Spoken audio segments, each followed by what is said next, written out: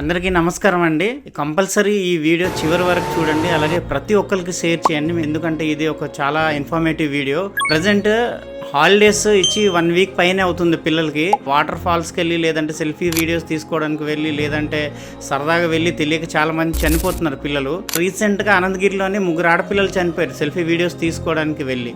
So ఈ news అంతా మొత్తం వైరల్ అయిపోయింది. సో అక్కడ చనిపోయిన మరుసటి రోజు ఏమైందంటే మత్స్యగడ్డలో పిల్లలు 3 వెళ్ళి అక్కడ కూడా చనిపోయారు. 3 గడ్డలో బురదగడ్డలో వెళ్ళి వర్షం పడిన తర్వాత బురద అంతా పేరుకొని పోయి ఉంటుంది. అక్కడ కొత్తగా తెలియదు కదా, చిన్నపిల్లలకి సరదాగా ఉంటుంది వెళ్ళి ఆడుకోవడానికి. అక్కడ వెళ్ళి అక్కడ 3 చనిపోయారు. అది జరిగిన వెంటనే మరో సంఘటన ఏంటంటే ముంచెంపుట్లో మళ్ళీ పిల్లలు చనిపోయారు. పిల్లలు ఎక్కడ వెళ్తున్నారు, ఏం చేస్తున్నారు అనేసి ఒక కంట కనబెడుతూనే ఉండాలి. ఎందుకంటే వాళ్ళ కోసమే మనం బ్రతికేది. వాళ్ళే లేకపోతే మనకు జీవితమే లేదు. అయిపోయిన తర్వాత అయ్యో ఇలా జరిగింది అలా జరిగింది అని చెప్పుకునే కన్నా మనం ఫస్ట్ స్టార్టింగ్ కంపల్సరీ మాత్రం పిల్లలు ఎక్కడ వెళ్తున్నారు, ఏం చేస్తున్నారు అన్నది చాలా చాలా ఇంపార్టెంట్. అలాగే డుమ్రిగూడ మండలంలో కూడా ఒక పెద్ద ఆయన చేపలు పట్టడం కూడా వెళ్ళి చనిపోయాడు. జస్ట్ 2 days బ్యాక్ న్యూస్ ఇది. సో ఇవన్నీ ఎక్కడ చూసినా చిన్నపిల్లలు చాలా మంది చనిపోతున్నారు. అవగాహన లేక కొత్త ప్లేస్కి వెళ్ళినప్పుడు దిగ్గండి. అలాగే పల్లెటూరులో చెరువులు ఉంటాయి. ఆ చెరువులన్నీ మనం వెళ్ళినప్పుడు చాలా జాగ్రత్తగా ఉండాలి. అక్కడ ఏంటంటే బురద పేరుకొని పోయి ఉంటుంది. సో అది పిల్లలు వెళ్లకుండా జాగ్రత్త చూసుకోండి.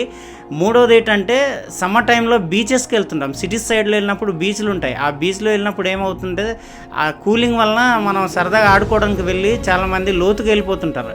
తెలిసిన ప్లేస్కి దిగాలి తప్ప తెలియకుండా ఏ ప్లేస్కి మనం అనేది దిగకూడదు. సో మ్యాక్సిమం బయటకు వెళ్లకుండా కాపాడండి. తల్లిదండ్రులదే బాధ్యత. ఎందుకంటున్నానంటే పిల్లలు లేకపోతే మనకి లైఫే లేదు.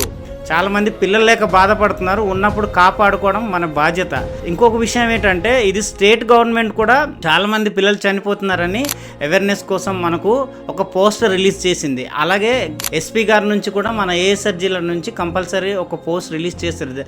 అవగాహన లేనిది కొత్త ప్లేస్కి వెళ్ళకండి, వెళ్ళిన తర్వాత అక్కడ ములకండి అనేసి చెప్పారు. నెక్స్ట్ స్కూల్ వైపు నుంచి కూడా మనకు అవేర్నెస్ చేస్తున్నారు.